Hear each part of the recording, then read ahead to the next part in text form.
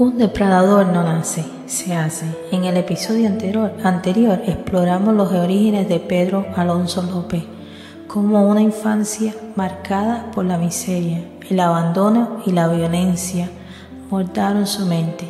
Pero la historia no termina ahí. Durante años, este hombre cruzó fronteras, viajando por Colombia, Ecuador y Perú, sin levantar sospecha, acechando en las sombras. Seleccionaba a sus víctimas con un método calculado y meticuloso. ¿Qué hizo posible que Pedro Alonso López evadiera la justicia durante tanto tiempo? Es una buena pregunta. ¿Y cómo operaba sin ser descubierto? Hoy, Tras el velo del crimen, reconstruiremos los años de caza del monstruo de los Andes. Yo soy su anfitriona, Liana Díaz, también conocida como Cubano 80. Para entender a Pedro Alonso López, hay que entender su método. Él no era un asesino impulsivo. Cada uno de sus motivos era planeado con precisión, casi como si estuviera ejecutando una estrategia militar. Su objetivo siempre era el mismo: niñas de 8 a 12 años de comunidades rurales o en extrema pobreza. ¿Por qué creen ustedes que él escogía ese perfil? Bueno, es obvio, porque sabía que la desaparición de esas niñas no llamaría la atención inmediata de las autoridades.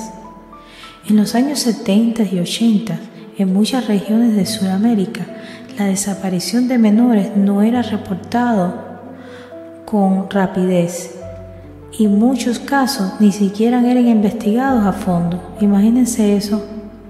Pedro aprovechó esa debilidad del sistema. Él sabía el sistema, sabía cómo funcionaba. Él se hacía pasar por un hombre amable, un benefactor, con una sonrisa en el rostro. Se acercaba a sus víctimas con dulces, juguetes o promesas de trabajo para su familia. En algunos casos fingía ser un comerciante que buscaba ayudante.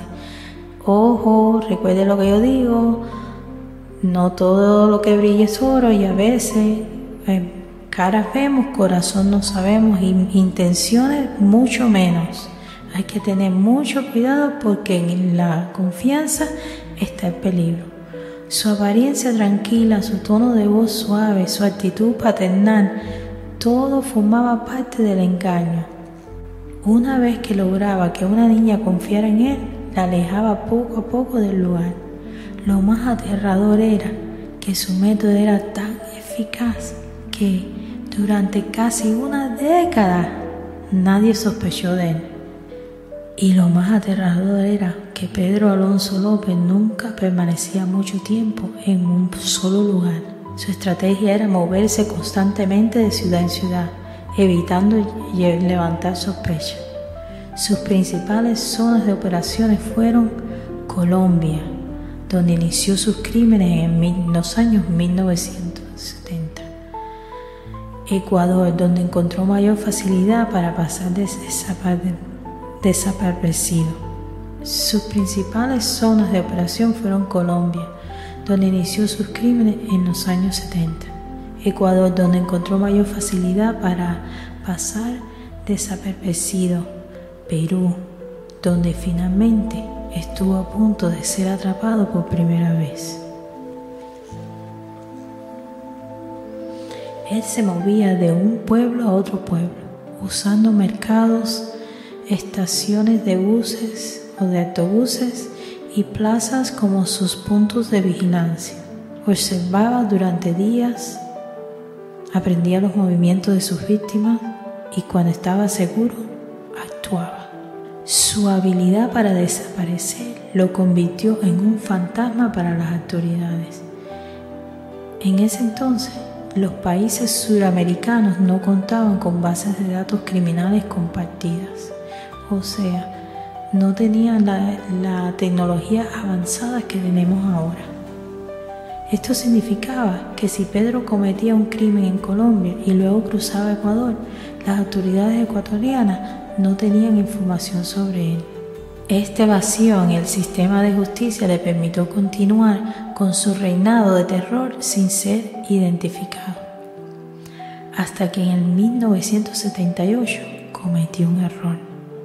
Todo criminal comete un error.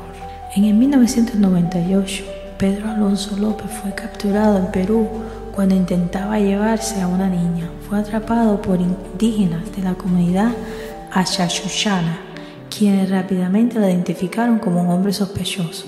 En esa época la policía tenía poca presencia en esas comunidades, por lo que la justicia era tomada en manos del pueblo. Pedro estuvo a punto de ser linchado, o sea, que lo iban a golpear. Imagínense eso. Sin embargo, en un giro inesperado fue entregado a la policía local en lugar de ser ejecutado. Pero aquí es donde la historia toma su rumbo inquietante. Las autoridades lo liberaron, caballero, lo dejaron libre. No había pruebas suficientes para retenerlo, no había registro de sus crímenes en la zona, no habían bases de datos interconectadas que alertaran a la policía que este hombre ya tenía antecedentes. Pedro aprovechó la oportunidad y huyó a Ecuador, donde su ola de crímenes alcanzó su punto máximo. En Ecuador, entre 1979 y 1980, las desapariciones de las niñas aumentaron de manera alarmante, pero nadie imaginaba que estaban todas conectadas a un solo hombre. Pedro Alonso López se había convertido en un fantasma imposible de atrapar, pero no por mucho tiempo. A mediados de 1980, Pedro cometió un error que lo llevó directamente a manos de la policía. En la ciudad de Ambato, Ecuador, intentó engañar a una niña en un mercado, pero esta vez alguien lo estaba observando. Una mujer vendedora de mercados notó su comportamiento extraño y decidió intervenir. En cuestiones de minutos, la policía lo tenía bajo custodia. Lo que parecía un simple caso de intento de secuestro pronto se convirtió en una de las confesiones más escalofriantes de la historia criminal. Pedro Alonso López reveló la verdad sobre sus crímenes y la magnitud de sus actos dejó helado a los investigadores. Pero, ¿qué fue lo que confesó? ¿Cómo reaccionaron las autoridades ante su historia?